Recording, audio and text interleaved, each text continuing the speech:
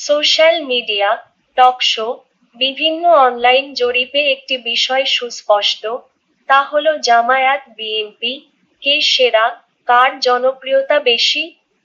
সব দিক দিয়েই বিএনপি জামায়াত থেকে অনেক পিছিয়ে। বিএনপির জনপ্রিয়তা ধীরে ধীরে নিচে নেমে যাচ্ছে, একেবারে তলানিতে যাওয়ার পথে। এর কারণ কি? বিশেষজ্ঞদের মতে, বিএনপির জনপ্রিয়তা হ্রাসের জন্য পূর্বের শাসন আমল তো আছেই। বর্তমানে আরও কয়েকটি কারণ এর সাথে যুক্ত হয়েছে। তার মধ্যে প্রধান চারটি কারণ নিয়ে আজ আমরা কথা বলবো। জনপ্রিয়তা হ্রাসের প্রথম কারণ, সারা দেশে নতুন করে চাঁদাবাজি, দখল বাণিজ্য, সিন্ডিকেট, নিজেদের মধ্যে মারামারি, বিভিন্ন জায়গায় জামায়াতের সাথে সংঘর্ষে জড়ানো ইত্যাদি অপকর্ম বিএনপিকে ধীরে ধীরে জনবিচ্ছিন্ন করে দিচ্ছে। 5ই আগস্ট হাসিনা দেশ ছাড়ার পরই বিএনপির অঙ্গ সংগঠন, বিশেষ করে ছাত্রদল, যুবদল ও শ্রমিক দল চাঁদাবাজি, নিজেদের মধ্যে মারামারি ও দখলদারিত্বের মহা উৎসব শুরু করেছে, যা দেশের জনগণকে 17 বছর আগের, তাদের পুরানো ইতিহাস মনে করিয়ে দিয়েছে। এতে করে বিএনপির প্রতি মানুষে আস্থা কমে গেছে।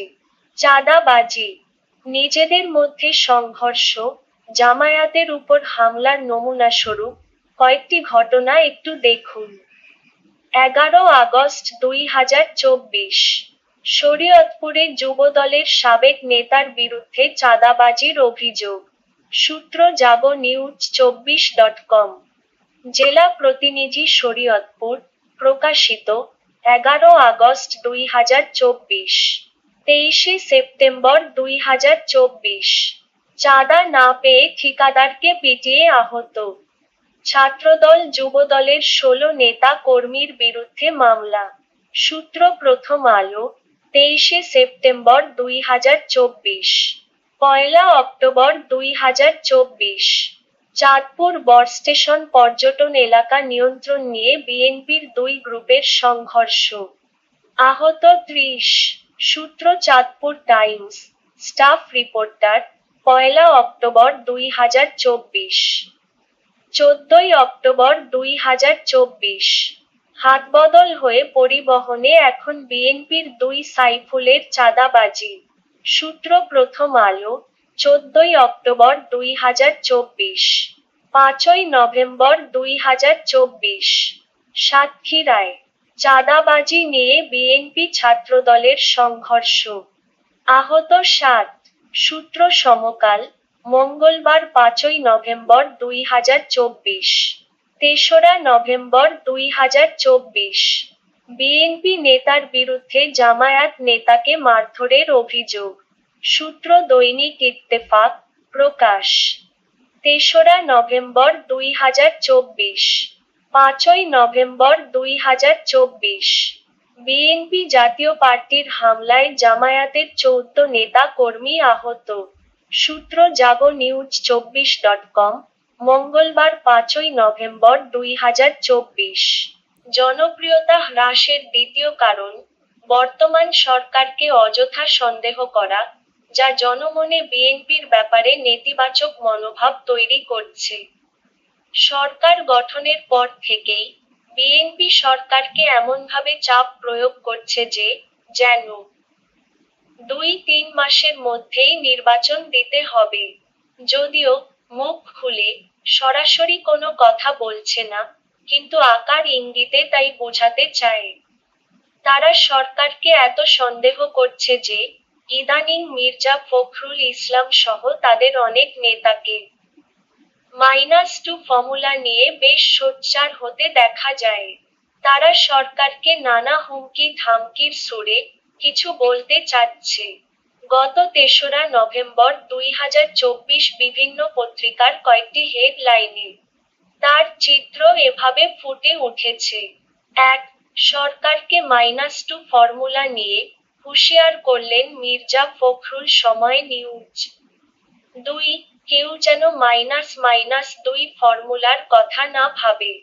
Mirza Fakhrul, the daily star.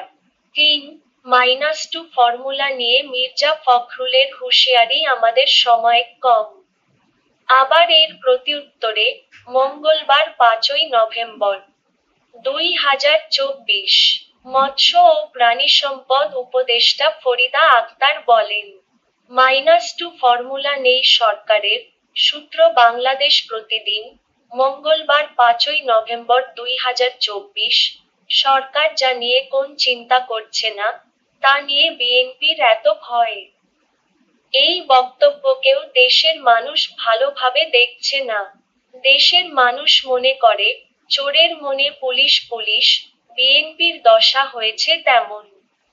এটি মানুষকে বিএনপির থেকে আস্তে আস্তে দূরে ঠেলে দিচ্ছে। যা বিএনপি কি আছো করছে? মনে হয় না। জনপ্রিয়তা হ্রাসের তৃতীয় কারণ, 3রা নভেম্বর 2024, ছাত্র অধিকার পরিষদের কেন্দ্রীয় সভাপতি বিন ইয়ামিন মোল্লা বলেন, আওয়ামী লীগ জাতীয় পার্টি নিয়ে বিএনপির অবস্থান স্পষ্ট করতে হবে। তিনি বলেন, বিএনপি দেশের অন্যতম বৃহৎ রাজনৈতিক দল। আপনারা কি আওয়ামী লীগ ও জাতীয় পার্টিকে বিরোধী দল করে পার্লামেন্টে বসতে চান? আওয়ামী লীগ ও জাতীয় পার্টির রাজনৈতিক অপতৎপরতা নিষিদ্ধের বিষয়ে জনগণ আপনাদের সুস্পষ্ট অবস্থান জানতে চায়। সূত্র ঢাকা পোস্ট, 3রা নভেম্বর 2024। এইসব প্রশ্ন শুধু ইয়ামিন মোল্লার না, সকল মুক্তিকামী জনতার, যারা দীর্ঘ 17 বছর আওয়ামী দুঃশাসনে নিষ্পেষিত হয়ে তাদের সর্বস্ব হারিয়েছেন।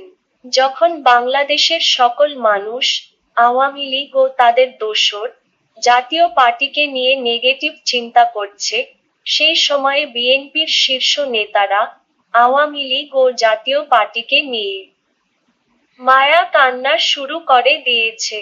যারা মানুষকে কেবল এই ঈদের পর ওই ঈদ করে আন্দোলনের নামে তামাশা করেছেন, এখনই তারাই আবার আওয়ামী লীগ ও জাতীয় পার্টিকে নিয়ে বিভিন্ন পরিকল্পনা করছেন। বিএনপির এক নেত্রীকে রাজপথে না দেখা গেলেও টকশো খুব ভালোই মাতিয়েছিলেন। ইদানীং আওয়ামী লীগ ও জাতীয় পার্টিকে নিয়ে তার দরদ জাতিকে হতাশ করেছে। অন্যদিকে, বিএনপির মহাসচিব ফখরুল সাহেবও বসে নেই। ফ্যাসিবাদীদের বুকে টানতে অস্থির হয়ে গেছে। তার 1 মাসের ব্যবধানে 2টি বক্তব্য জাতি ভালোভাবে নিতে পারেনি।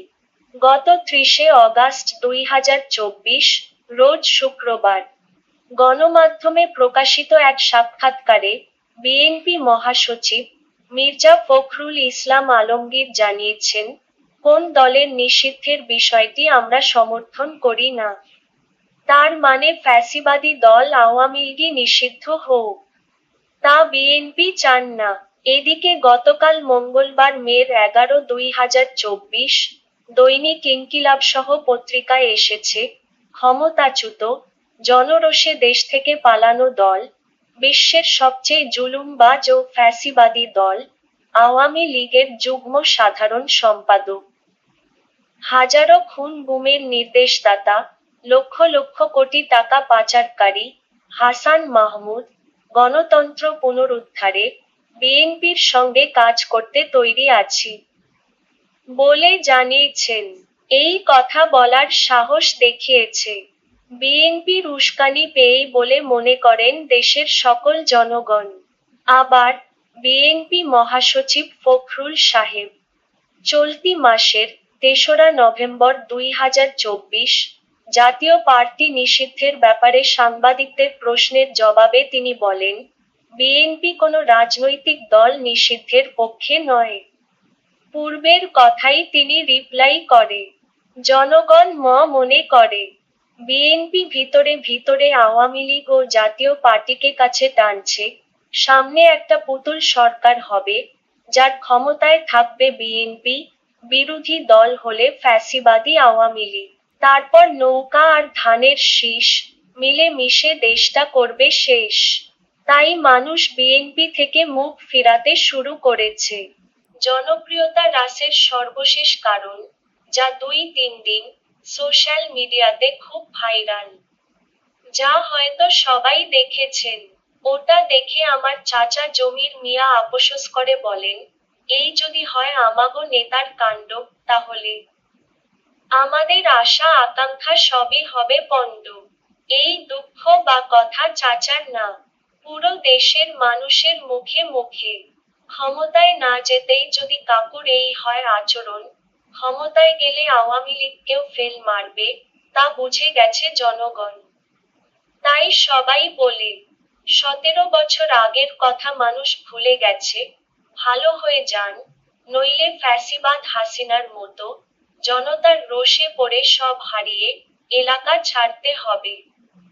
বিএনপি যদি 5 আগস্ট থেকে শিক্ষা না নেয়, তাদের কপালেও কি যে আছে আল্লাহই ভালো জানে। পরিশেষে বলবো, ভালো হয়ে যান। ভালো হতে পয়সা লাগে না।